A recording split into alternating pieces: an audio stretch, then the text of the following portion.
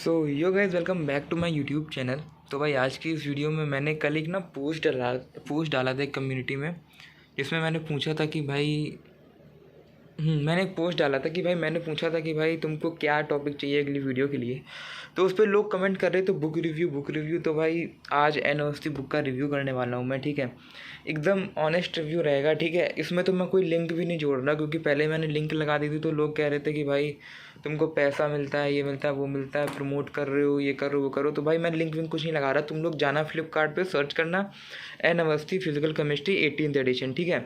तुमको मिल जाएगी, ये देख लो 18th एडिशन मंगाना, उससे पहले वाला मत मंगाना, ठीक है। और अगर तुम्हें मंगानी है तो ठीक है। अब सबसे पहले मैं तुमको बताता हूँ कि इस बुक का टोटल वो क्या रहता है, रोड मैप कि कैसे बुक चलती है। सबसे पहले भाई तुमको हर चैप्टर की तुमको थ्योरी मिलेगी। अब तुमको किसी भी चीज़ के शॉर्ट नोट्स बनाने की बिल्कुल ज़रूरत नहीं है, क्योंकि फिजिकल केमिस्ट्री में चैप्टर के स्टार्टिंग में ही इस बुक में देखो एकदम शॉर्ट में नोट्स रखे। मूल कॉन्सेप्ट कितना बड़ा चैप्टर है, 1 page, 2 page, 3 page, 4 page, 5 page, 5 page में पूरा मूल कॉन्सेप्ट खत्म, पूरा मूल कॉन्सेप्ट। ये तो शॉर्ट नोट्स तुमको बने बनाए मिल गए, ठीक है।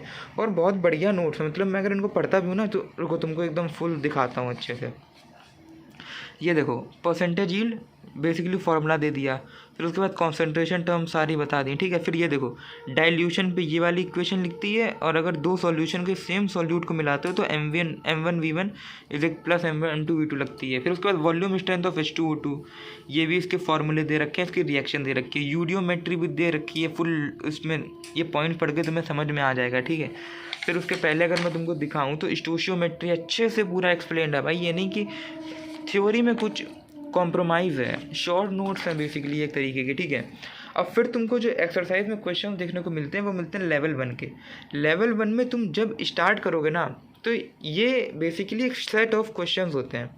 जैसे तुम NCERT RD शर्मा लगाते होगे 9th 10th में, तो RD शर्मा में क्या होता है कि 5-6 क्वेश्चंस होते हैं, वो एक कॉन्सेप्ट पे बेस्ड होते हैं। फिर अगले 5-6 क्वेश्चन एक कॉन्सेप्ट पे बेस्ड हैं, फिर अगले 5-6 क्वेश्चन एक कॉन्सेप्ट पे बेस्ड है।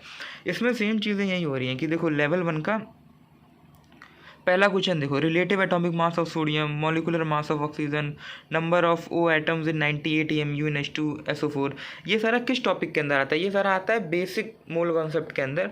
तो ना इसमें ना फुल वो है, क्या बोलते हैं, टॉपिक वाइज टॉपिक चलते हुए तुम्हें लेवल 1 के अंदर भी क्वेश्चंस दिखेंगे। इनको अलग अलग कैटेगराइज नहीं किया हुआ है कि इस टॉपिक के क्वेश्चन ये हैं, इस टॉपिक के क्वेश्चन ये हैं। इन्होंने लाइन से दे दिए हैं, लेकिन जब तुम इनको सॉल्व करोगे तब तुम्हें पता चलेगा कि ये बेसिक से लेकर एडवांस तक जा रहे हैं। मतलब एडवांस तो नहीं जा रहे हैं इस एक्सरसाइज में, बेसिक से लेके सारे टॉपिक्स क्लियर कर रहे हैं। और अभी तो स्टार्टिंग में तो क्वेश्चंस का लेवल बहुत ईजी होता है, लेकिन आगे जाते जाते ना क्वेश्चंस का लेवल इंक्रीज होता जाता है, होता जाता है, होता जाता है। लेवल 1 का ना देखा जाए तो जेई मेंस लेवल है। जेई मेंस का जितना लेवल होता है उतना लेवल 1 का होता है। और अगर तुमने लेवल 1 अच्छे से लगा लिया, तुमसे बन गए, फिर तुमने PYQ कर लिया, तुम जेई मेंस में 99 ईजिली स्कोर कर सकते हो, 99.4 भी कर सकते हो, ठीक है। अब आती है कि भाई हम तो 11 से प्रिपेयर कर रहे हैं, हमको तो IIT जाना है, एडवांस की तैयारी करनी है। तो भाई देखो लेवल 1 के बाद ना तुमको एक एक्सरसाइज मिलती है लेवल 2। ये देखो ये लेवल 2।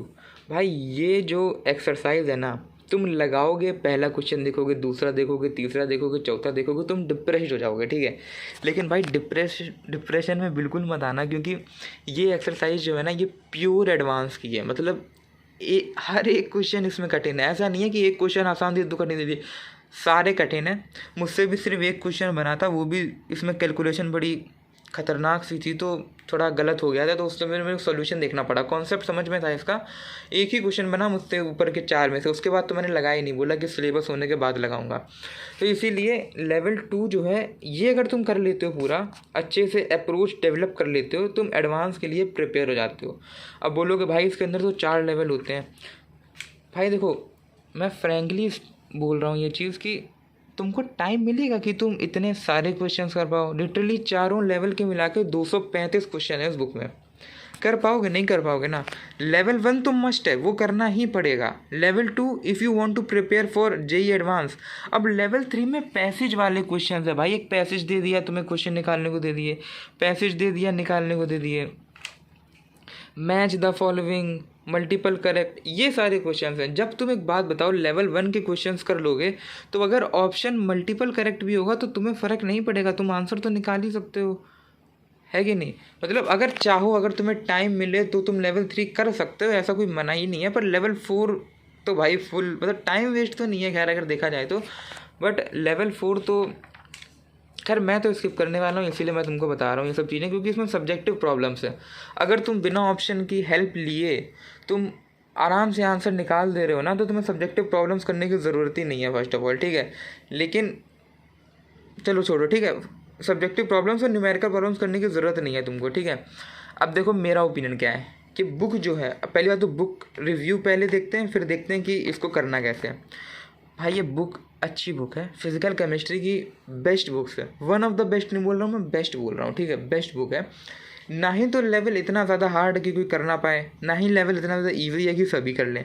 लेवल 1 तो बनाओगे तुमको लगेगा अरे तुम ही भगवान हो, लेकिन लेवल 1 में भी जाते जाते तुमको पता चल जाएगी भाई तुम्हारी औकात, लेवल 1 में ही।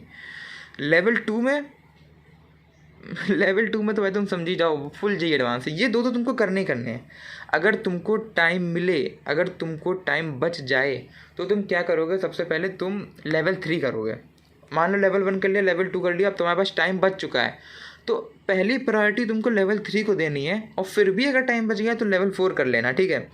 कोई भाई देखो तुम कितनी भी प्रैक्टिस करो, कोई भी चीज़ कभी तुमको हार्म नहीं करेगी, ठीक है। लेकिन एक टाइम फैक्टर को तुमको लेके चलना पड़ता है, क्योंकि टाइम अगर तुमने ढंग से मैनेज नहीं किया ना, तुम्हारा सिलेबस टाइम पे कंप्लीट नहीं होगा। तो टाइम वाले फैक्टर को देख के डिसीजन लेना, जो भी लेना। मैंने तो तुमको बता दिया कि लेवल 1 कर लो, लेवल 2 कर लो, ये दोनों मस्ट हैं। लेवल 3 अगर तुम पे टाइम बचता है तो पहली प्रायोरिटी लेवल 3 को देनी है, फिर अगर टाइम है ही तो वेट तो करना नहीं है, लेवल 4 ही कर लेना है, इससे बढ़िया, ठीक है। इस तरीके से तुमको इस बुक को सॉल्व करना है। By the way my opinion is this book is very good. Short notes भी मिल जाते हैं, थ्योरी भी फालतू की थ्योरी नहीं है ना। बाकी बुकों में ये दिक्कतें होती हैं कि इतनी ज़्यादा फर्जी थ्योरी भर देते हैं कि थ्योरी पढ़ता ही नहीं है कोई बुक से। बट अगर इस बुक में ये वो है, क्या बोलते हैं, खास बात है, अगर तुमको मूल कॉन्सेप्ट रिवाइज करना है तो तुम बस थ्योरी पढ़ोगे, मूल कॉन्सेप्ट रिवाइज हो जाएगा। That's why I will prefer you to use this book for physical chemistry. This is the one of the best book in physical chemistry, ठीक है। तो मिलते हैं नेक्स्ट वीडियो में, टिल देन बाय बाय।